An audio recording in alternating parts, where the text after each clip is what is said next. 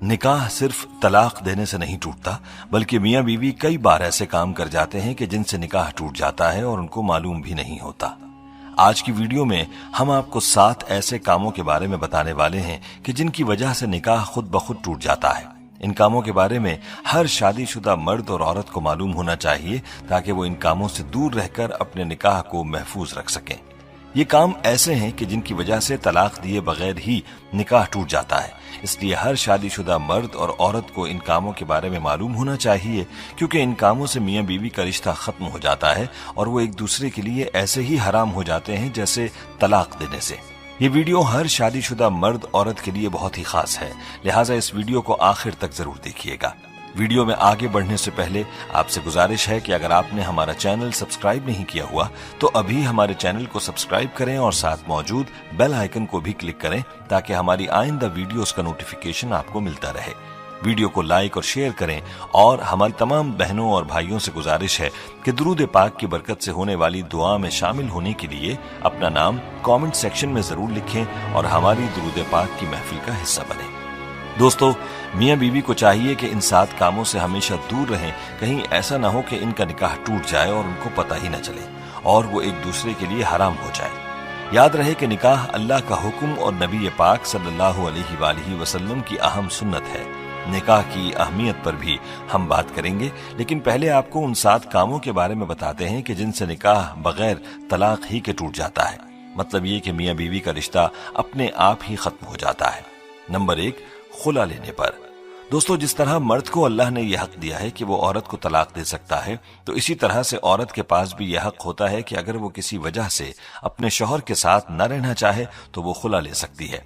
इस मकसद के लिए वो वक्त के काजी या अदालत के यहाँ अपना केस पेश करेगी और काजी इस बात का फैसला करेगा कि खुला हक बजानिब है और इस पर अमल दरामद हो गया है, तो इसके बाद मियां बीवी एक दूसरे पर हराम हो जाएंगे।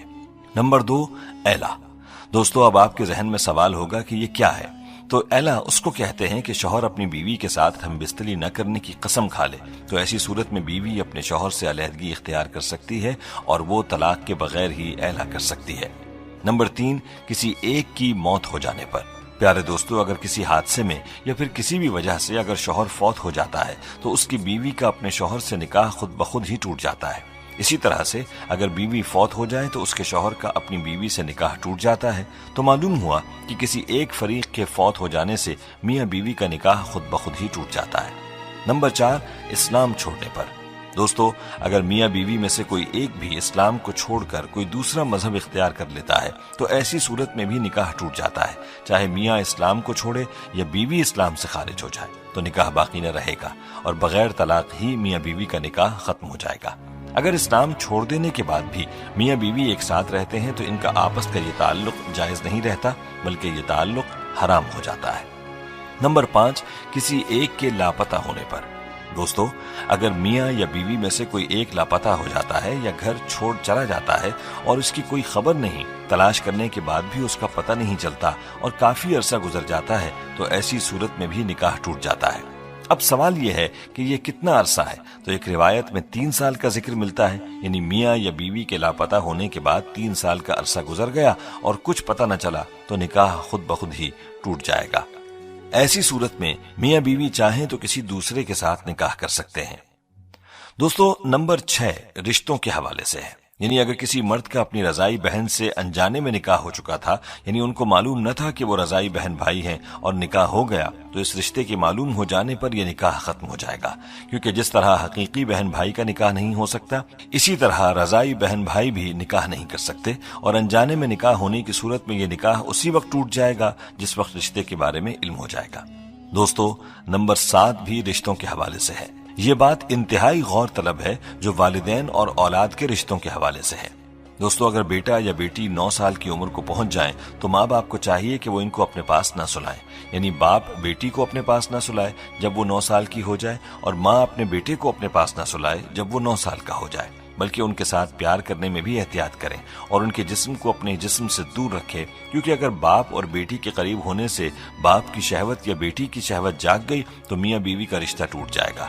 और यही सूरत माँ और बेटे की है कि अगर माँ और बेटा एक दूसरे के करीब हुए और उनकी शहवत जाग गई तो भी निकाह टूट जाएगा। اس لیے چاہیے کہ اس حوالے سے بہت احتیاط کی جائے۔ باپ کو چاہیے کہ وہ بیٹی کو پیار کرنا چاہے تو اس کے سر پر ہاتھ پھیرے اور بوسہ بھی سر پر دے، جسم کو دور رکھے، اور اسی طرح ماں بیٹے کو پیار کرتے وقت بھی احتیاط کرے، اپنے بدن کو دور رکھ کر بیٹے کو پیار کرے۔ دوستو، یہ وہ 7 کام تھے کہ جن کی وجہ سے بغیر طلاق ہی نکاح ٹوٹ جاتا ہے۔ اس لیے میاں بیوی کو چاہیے کہ ان کاموں سے دور رہیں، ورنہ ان کا نکاح ٹوٹ جائے گا اور وہ ایک دوسرے کے لیے حرام ہو جائیں گے۔ پیارے دوستو، یہاں ہمیں اپنے بارے میں خود ہی سوچ لینا چاہیے کہ کیا ہم ان کاموں میں سے کسی کے مرتکب تو نہیں ہوئے، اور اس حوالے سے مزید تفصیلات کے لیے ہمیں چاہیے کہ مفتی حضرات سے پوچھ لیں۔ دوستو، نکاح کی اسلام میں بڑی اہمیت ہے۔